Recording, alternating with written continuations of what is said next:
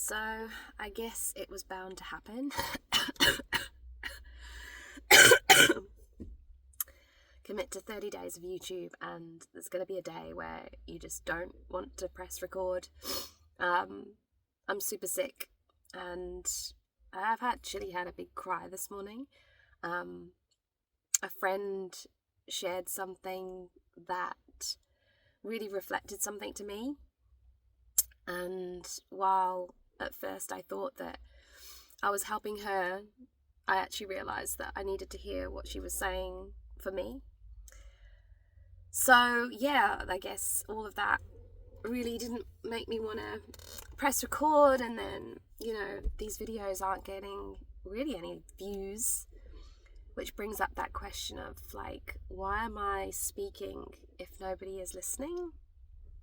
But in that same question, something deeper rose up, and that is the video's title. You're not here fighting to be heard, you're here to resonate.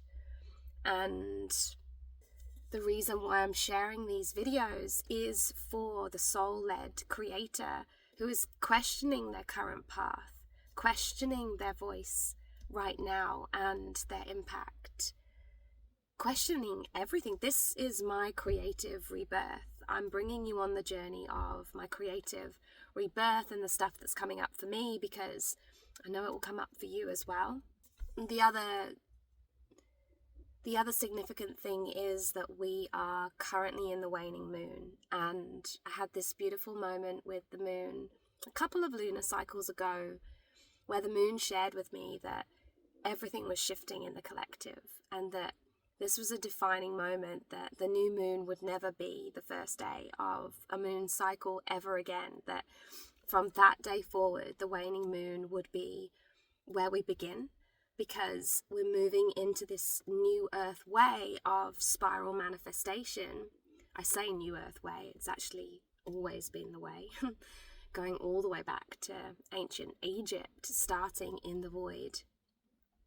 But we're being asked now to do that, to spiral inward, not outward, i.e. know that we start in surrender, we start in letting go.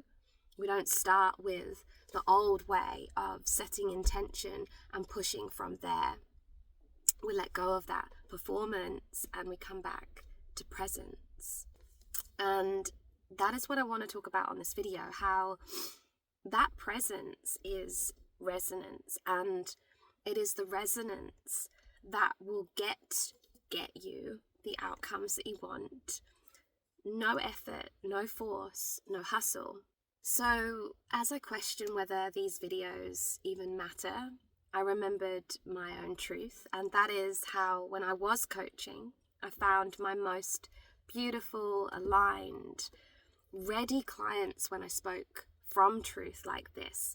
Not push, not strategy, just literally showing up, not trying to be heard, but expressing from soul.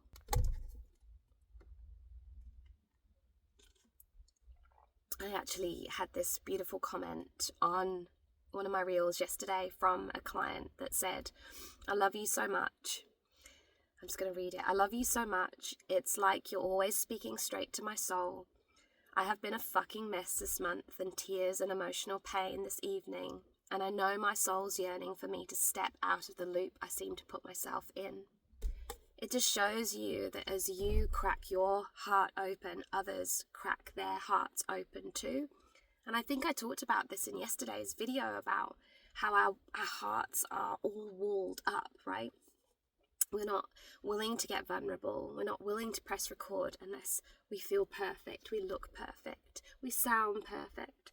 We can be sure that the mirror will mirror back what we want it to, but business as frequency is teaching through embodiment. And by that I mean that, business isn't an effort, it's a field. You are a field. When you try and force resonance, you actually end up in rooms that you were never meant to be in. And I experienced that with my marriage. If I think back to 2005, 2006, when I met my husband, I forced that relationship because of outside expectations, my age. Everybody else was getting married. Everybody else was settling down. Everybody else seemed like they had everything together. And he seemed like a beautiful way to have that security and assurance that I wouldn't be left on the fence, right? And I ended up in a room that I should never have been in because I wasn't attracting that relationship through my resonance. I was forcing it through my effort. I was forcing outcomes. And we do this in our businesses all the time.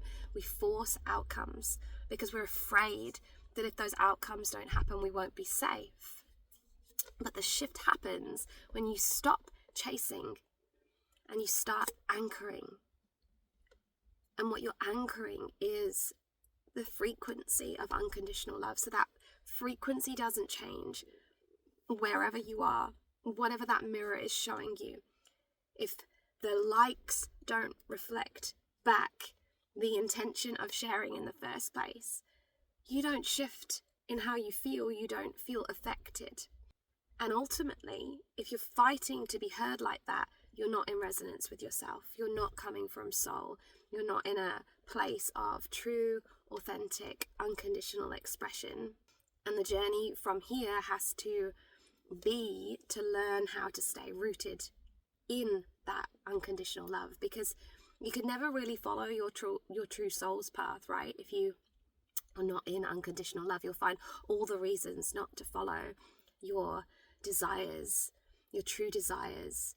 You'll find all the reasons to look at that external mirror and see the justification as to why to stay misaligned.